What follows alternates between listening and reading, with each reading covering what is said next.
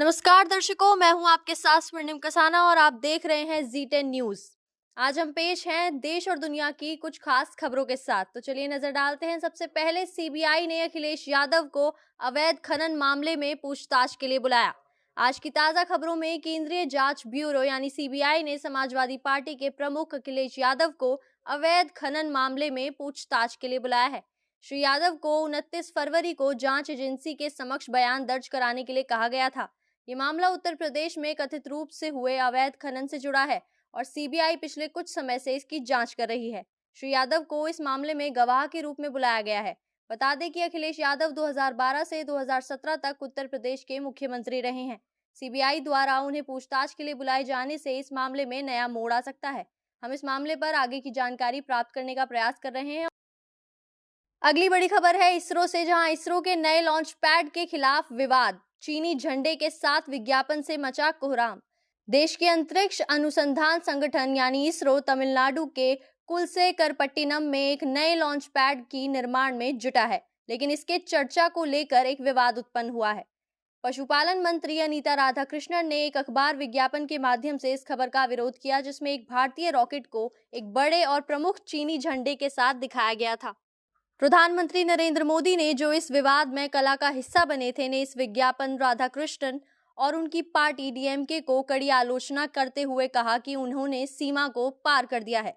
इस विवाद के बाद कुछ डीएमके नेताओं ने इसका समर्थन किया, जबकि कुछ ने इसे कला डिजाइनर की गलती बताई। थूथुकुड़ी के सांसद कनिमोझी, जो इस विज्ञापन की सभी आलोचनाओं का समर्थन करने वाले कुछ कमीजी नेताओं में से एक है, ने कहा कि गलती कलाकार की थी, लेकिन उनके कहने के मुताबिक आलोचनाएं मुद्दे को विघटित कर रही हैं। क्या सच में ऐसा है? ये तो देखना होगा। अगली बड़ी खबर संदेश खाली गैंगरेप केस से जुड़ी है, जहां टीएमसी नेता शेख शाहजहां की गिरफ्तारी में ममता बनर्जी और बीजेपी के बीच सियासी टकराव हुआ है।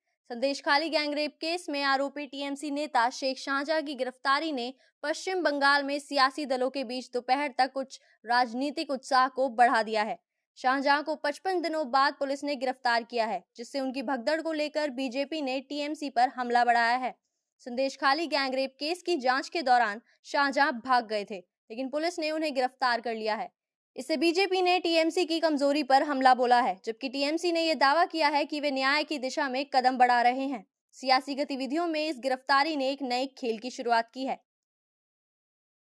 इसी के साथ सीपीआईएम की छात्रा शाखा को केरल विश्वविद्यालय में आत्महत्या और रैगिंग मामलों के चलते किया गया गौरतलब। केरल विश्वविद्यालय में हो रही आत्महत्या और रैगिंग की घटनाओं ने सीपीआईएम की छात्र शाखा को गोली मारी है। सीपीआईएम के छात्र शाखा के कुछ सदस्यों को छात्रों को परेशान करने, उन्हें बुरी तरह से पीटने और उन्हें आत्महत्या के लिए मजबूर करने के आरोपों के साथ जुड़ा होने का आरोप लगाया है। इसके बाद से तनावपूर्ण माहौल में सीपीआईएम की छात्र शाखा की कई घटनाएं सामने आई हैं। स्कूल और कॉलेजों में हो रही इस तरह की घटनाएं समाज में हलचल मचा रही हैं, जिससे पर्यावरण में होने वाले बुरे प्रभावों का सीधा प्रतिसाद है। इसके बारे में सीपीआईएम ने अभी तक कोई आधिकारिक बयान जारी नहीं किया है। राष्ट्रीय पार्टियों का संगठन वित्तीय विवरण सामने आया, बीजेपी ने किया सबसे अधिक आमदनी। आज के समाचार में भारतीय राजनीतिक दलों के बीच आय का सारांश सामने आया है। वित्तीय वर्ष 2022-23 के लिए षड्यंत्री दलों ने समृद्धि की बात की है, जिसका कुल योग 3077 करोड़ है। इसमें से भाजपा ने सबसे अधिक आय दर्ज की है, जो लगभग 2 करोड़ से अधिक की है। इससे सारे षड्यंत्री दलों की कुल आय का 76.73% हिस्सा बनता है, जो वित्तीय वर्ष 2022-23 के दौरान कमाई गई है। ये जानकारी से साफ होता है कि भारतीय जनता पार्टी ने इस वर्ष के दौरान अपनी आय में सुधार किया है और ये दूसरे षड्यंत्री दलों की तुलना में सबसे अधिक कमाई करने वाला दल बना है। इससे निर्वाचनी राजनीति में नई संभावनाओं का सुझाव है और इससे सामाजिक और राजनीतिक विश्लेषकों के बीच चर्चा का केंद्र बन गया है। उत्तराखंड सुरंग हादसे के हीरो वकील हसन का घर गिराया गया, डीडीए का अतिक्रमण हटाओ अभियान। दिल्ली विकास प्राधिकरण यानी डीडीए के अतिक्रमण हटाओ अभियान में एक चौंकाने वाला मामला सामने आया है। उत्तराखंड के उत्तरकाशी में हुए सुरंग हादसे में फंसे 41 मजदूरों को निकालने में अहम भूमिका निभाने वाले वकील हसन के घर को डीडीए द्वारा गिरा दिया गया है। वकील हसन का कहना है कि हमने इतना अच्छा काम किया, लेकिन बदले में मेरा अपना घर गिरा दिया गया। मैं अपने बच्चों को लेके कहाँ जाऊं? हमारे लिए तो अब सिर्फ मरने का ही रास्ता बचा है। मीडिया से बात करते हुए उन्होंने आगे बताया, मैंने उन लोगों से पूछा जो मेरा घर गिराने आए थे कि वैसा क्यों कर रहे हैं, लेकिन उन्होंने कुछ नहीं कहा और कोई कागजात भी नहीं दिखाए। हमें थाने ले जाया गया, मुझे, मेरी पत्नी और मेरे बच्चों को थाने में रखा गया। मेरे बेटे को पीटा गया और वह घायल हो गया है। बीसीसीआई ने की घोषणा, टीम इंडिया के लिए वार्षिक खिलाड़ी रिटेनरशिप 2023-24। भारतीय क्रिकेट कंट्रोल बोर्ड यानी बीसीसीआई ने शुक्रवार को वरिष्ठ पुरुषों के लिए टीम इंडिया के लिए वार्षिक खिलाड़ी रिटेनरशिप 2023-24 की घोषणा की है। इस बार चयन में कुछ चौंकाने वाले फैसले सामने आए हैं, जिसमें अनुभवी खिलाड़ी चेतेश्वर पुजारा, शिखर धवन और युजवेंद्र चहल को रिटेनरशिप से बाहर कर दिया गया है। हालांकि बीसीसीआई ने कई नए युवा खिलाड़ियों को शामिल करते हुए भविष्य पर ध्यान देने का संकेत दिया है।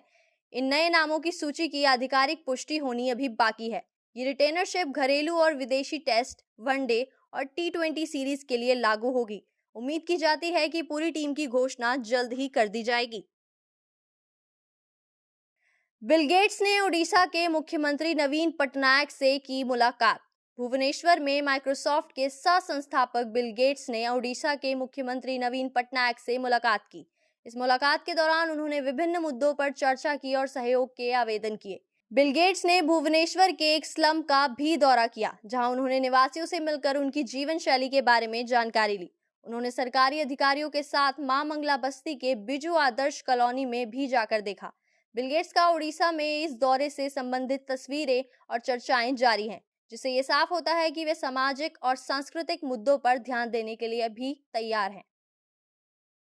अनंत अंबानी की शादी की धूम, अन्न सेवा के साथ शुरू हुआ प्री वेडिंग समारोह। देश के जाने माने उद्योगपति मुकेश अंबानी के छोटे बेटे अनंत अंबानी जल्द ही राधिका मर्चेंट, जो उद्योगपति वीरेन मर्चेंट की बेटी हैं, के साथ शादी के संबंध में बंधने वाले हैं।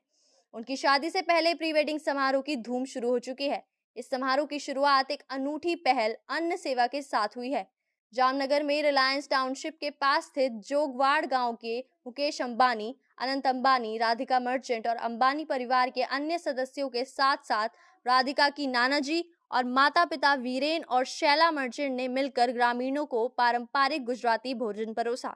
इस पहल के तहत अगले कुछ दिनों में लगभग 51,000 स्थानीय निवासियों को भोजन कराने का लक्ष्य रखा गया है। डिंडोरी में भीषण हादसा, 14 की मौत, 21 घायल। मध्य प्रदेश के डिंडोरी जिले में आज सुबह एक भीषण हादसा हुआ है। हादसे में 14 लोगों की मौत हो गई और 21 लोग घायल हुए हैं। ये सड़क हादसा शहपुरा थाना क्षेत्र के बड़झर घाट का है। बताया जा रहा है कि एक पिकअप वाहन में सवार लोग गोद भराई कार्यक्रम से लौट रहे थे, तभी बड़झर घाट पर वाहन अनियंत्रित होकर पलट गया। हादसे में वाहन में सवार 14 लोगों की मौके पर ही मौत हो गई, वहीं 21 लोग घायल हो गए। घायलों को शहपुरा सामुदायिक स्वास्थ्य केंद्र में भर्ती कराया गया है। इनमें से कुछ घायलों की हालत गंभीर बताई जा रही है। पुलिस मामले की जांच कर रही है। प्रारंभिक जांच में पता चला कि हादसा वाहन के अनियंत्रित होकर पलटने से हुआ। हादसे की सूचना मिलते ही पुलिस और प्रशासनिक अधिकारी मौके पर पहुंच गए थे।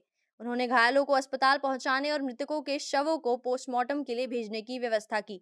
मुख्यमंत्री शिवराज सिंह चौहान ने इस हादसे पर दुख व्यक्त किया है। उन्होंने मृतकों के परिजनों को 4-4 लाख रुपए की आर्थिक सहायता देने की घोषणा की है। इस हादसे से पूरे इलाके में शोक की लहर फैल चुकी है। तो ये थी देश की आज की कुछ खास बड़ी खबरें। हम एक बार फिर पेश होंगे ऐसी ही कुछ खास खबरों के साथ। तब तक नजर बनाए रखें Z10 न्यूज पर। धन्यवाद।